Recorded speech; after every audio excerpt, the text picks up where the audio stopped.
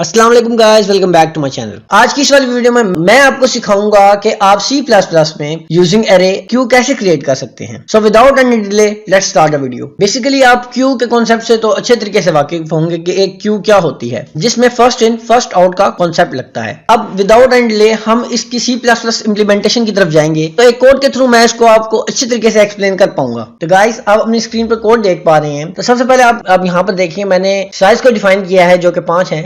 ये बता रहा है कि जो हमारी क्यू का साइज होगा वो 5 होगा, और मैंने यहाँ पर दो वेरिएबल क्रिएट किए हैं फ्रंट और रेयर के नाम से, जो कि हमारी क्यू के फ्रंट और रेयर को डिफाइन कर रहे हैं। अब बेसिकली हमारी क्यू एरे बेस है, इसीलिए क्यू का जो फ्रंट होगा उसका वो इंडेक्स 0 होगा, और जो क्यू का लास्ट इंडेक्स यानी जो 4 इंडेक्स होगा वो क्यू का रेयर होगा। अब आप ये देखें, यहाँ पर फ्रंट और रेयर की वैल्यू मैंने -1 रखी है। ये इसलिए रखी है क्योंकि अभी क्यू का कोई फ्रंट और रेयर डिफाइन नहीं हुआ। जैसे जैसे हम आगे आगे मूव करते जाएंगे, इंसर्ट करते जाएंगे, रेयर एक स्टेप आगे बढ़ता जाएगा।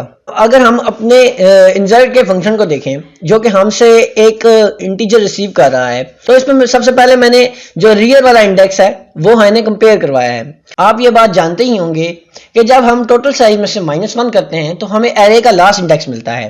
अब हम यहाँ पे कंपैरिजन के थ्रू ये चेक कर रहे हैं कि क्या हमारा रियर वाला इंडेक्स वो लास्ट इंडेक्स तो नहीं है। अगर ऐसा है तो हम लिख देंगे कि क्यू ओवरफ्लो है, क्योंकि क्यू फुल है। नहीं तो हम रियर में एक का इंक्रीमेंट करेंगे और जो भी आइटम हम रिसीव कर रहे हैं उसे हम क्यू में इंसर्ट कर देंगे। अब नेक्स्ट देखें, हमारा जो शो वाला है, इसे हम अपनी क्यू को डिस्प्ले करवा सकते हैं। सबसे पहले हम फ्रंट और रेयर को कंपेयर करेंगे। अगर ये दोनों इक्वल होते हैं तो इट्स मीन क्यू आपकी एम्प्टी है, तो हम ये मैसेज प्रिंट करवा देंगे।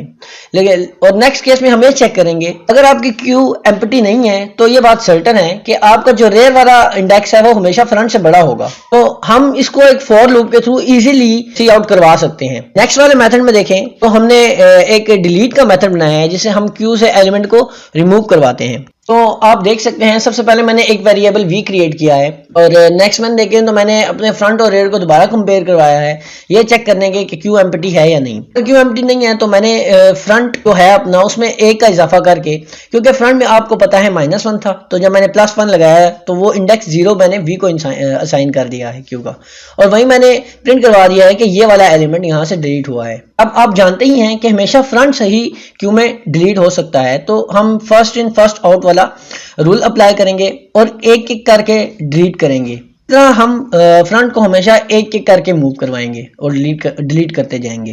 अब आप ये सोच रहे होंगे कि यहाँ पे मैंने डिलीट क्यों नहीं लिखा, या फिर कोई ऐसी बात नहीं लिखी। जो मेमोरी एलोकेशन है वो स्टैक में है, तो जैसे जैसे हम आगे मूव करते जाएंगे आपकी मेमोरी ऑटोमेटिकली एम्प्टी होती जाएगी।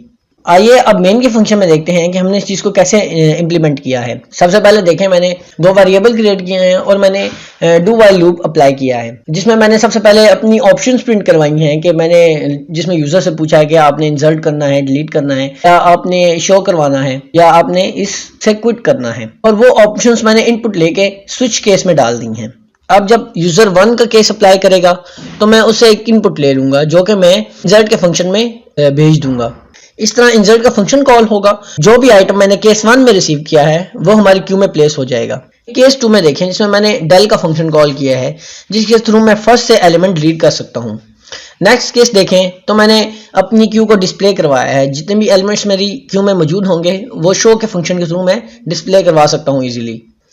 और अगर इसके अलावा यूजर ने कुछ यानी 4 से बड़ी वैल्यू एंटर की तो वो एक एरर में काउंट होगा। आई होप सो आपको ये क्यू अच्छी तरीके से समझ आ गई होगी। अगर आपको वीडियो के मतलब कोई भी क्वेश्चन है या फिर कोई भी कॉम्प्लिकेशन पेश आती है, आप हमें कमेंट सेक्शन में बता सकते हैं, हम उसका ज़रूर आंसर करेंगे। काइंडली वीडियो को लाइक करिएगा अगर पसंद आई हो तो, और आगे भी शेयर करिएगा। अल्लाह हाफिज़।